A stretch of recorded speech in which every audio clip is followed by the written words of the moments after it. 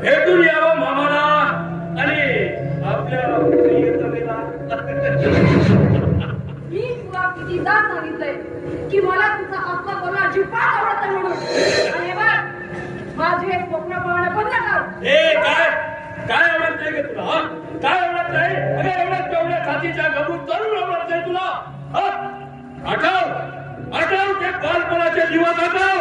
खेळताना तू माझी बायको आणि मी तुझा नवरा होतो ते आठव.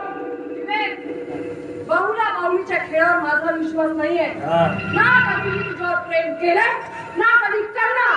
आणि हे बघ, यानंतर माझ्या समोर प्रेमाचा लाड घुडकरा करत जाऊ नको. समजलं. अगं समजून कसं चालणार नाही का? बरोबर आहे. तुला तो नवीन मजनू मिळालाय ना. मामाची पोरगी आहे म्हणून सोडतोय, नाहीतर या विवेकवर हात उचलणाऱ्याचे हात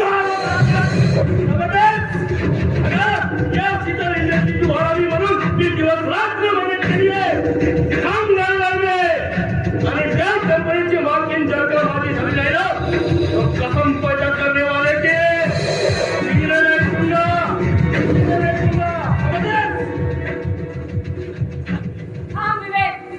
उत्तर ऐकून नाही जाणार. या शीतल इंडस्ट्रीचा माल खाऊन मस्तवलेल्या कुत्र्या ओढू नको. हे बघ, माझ्यावर वाईट नजर ठेवून वागण्याचा जर प्रयत्न केलास ना, तर या इंडस्ट्रीच्या बाहेर एखाद्या तांब्यातल्या खड्याप्रमाणे उचलून तुला कधी दूर सारेल ना, तुला कळणार सुद्धा नाही.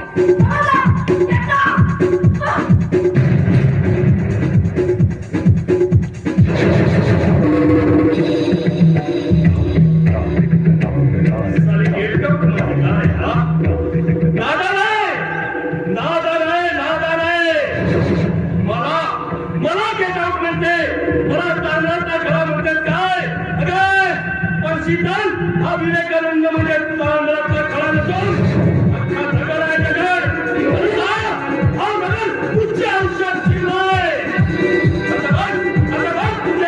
तुझ्या जीवनाचा हर एक सेकंड हर एक क्षण हा विवेकानंद अशा रीतीने